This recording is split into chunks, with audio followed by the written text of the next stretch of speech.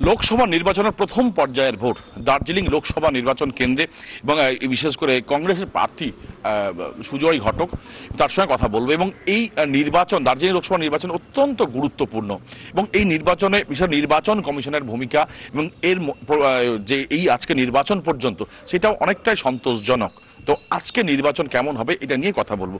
তো সুজয় দা, ঘটনা হচ্ছে যে এই নির্বাচনে লোকসভা কেন্দ্রে প্রথম প্রার্থী হলো ভোটার হিসেবে ভোট দিলেন, অথচ অনেক প্রার্থী ভোট দিতে পারবে না, এই বিষয়টা কেমন লাগছে?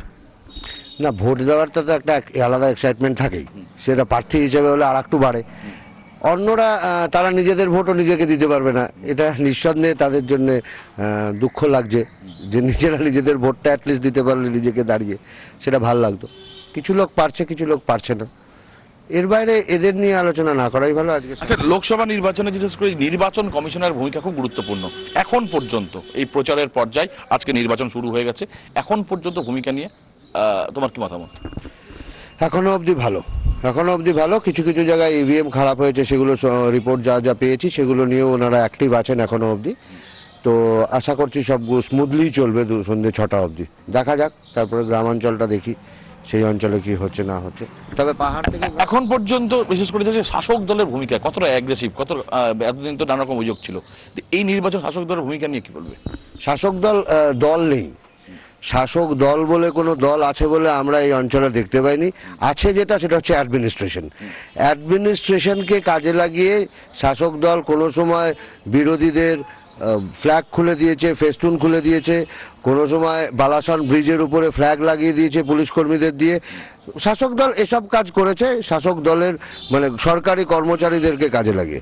শাসক দল হিসেবে আমরা খুব বেশি প্রেজেন্স কোথাও যে দেখেছি তা নয়, কর্মীদের সেভাবে কোথাও দেখা যায়নি। আমি চোপড়া টু আপনি তাকদা বলতে পারেন, আমি যেখানে যেখানে ঘুরেছি তো তাতে আমি খুব বেশি প্রেজেন্স দেখতে পাইনি। কালকেও আমি শুনতে পেলাম যে কি জিএনএলএফ বলেছে 219টা বুথে পোলিং এজেন্ট দেবে, তাই পাহাড়ে থাকবে। তা পাহাড় হাসছে, অথচ 219টা ধার করতে হচ্ছে জিএনএলএফ এর থেকে পোলিং এজেন্ট। এগুলো চলছে আর কি, বলার জন্য একটা প্রচার তারা পাচ্ছে, খুব ভালো। এটা কেন পাচ্ছে, কি জন্য পাচ্ছে, এটা যদি দেখতে যাওয়া যায় তাহলে আমার মনে হয় যারা দিচ্ছেন প্রচার তারাও ভাববে যে এই প্রচারটা দেওয়াটা বোধহয় অনুচিত হলো।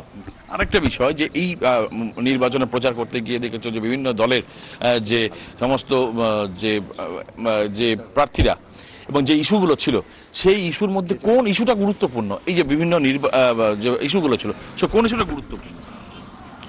পাহাড় আর সমতলের বিভেদটা মেটানো প্রথম কাজ হচ্ছে। পাহাড়ের মানুষ আর সমতলের মানুষ আমরা বলার সময় বলে দিই দুম করে, বাংলা ভাগ হতে দেবো না। এই কথাগুলোতে আমার কিছু কিছু আপত্তি আছে। আমরা সবাই এক ছিলাম, এক থাকি না, পজিটিভ সেন্সে দেখা হোক না, তাহলে এই ব্যাপারগুলো অনেকখানি কন্ট্রোলে নিয়ে নেওয়া যাবে বলে আমার মনে হয়। সেইটা প্রথম ইস্যু, যে ওদের মানসিক যে দূরত্বটা ঘটে গেছে গত 34 বছরের বাম শাসন এবং 2.5 বছরে এই তৃণমূল সরকারের শাসনে, সেটাকে সরিয়ে রাখাটা দরকার প্রথম। তারপরে নর্থ বেঙ্গলের অনুন্নয়ন তো সবসময় সবাই জানে। এই অঞ্চলের দার্জিলিং ব্রিটিশ আমল থেকে নলেজ হাব বলে পরিচিত, আজকে সেইখানে এরকম আন্দোলন হচ্ছে যেখানে হয় যে স্কুল কলেজ বন্ধ করে দিতে হয়, বাবা মাকে নিয়ে যেতে হয়। তো সেই জিনিসগুলোকে যদি প্রথম গুরুত্ব দিয়ে তৈরি করা এবং বাকি যে ইন্ডাস্ট্রিগুলো লাগালে পরে এখানে এমপ্লয়মেন্ট জেনারেশন হবে সেগুলো নিয়ে আসা, কটেজ ট্যুরিজম টাইপ যদি কিছু করা যায়, এনভায়রনমেন্টটাকে জোর দেওয়া যায়, সেগুলো নিয়ে আসা, এগুলো গুরুত্বপূর্ণভাবে ভাবলেই এমপ্লয়মেন্ট জেনারেশনটা হবে। এমপ্লয়মেন্ট জেনারেশন হলেই অনেক সমস্যার সমাধান হবে।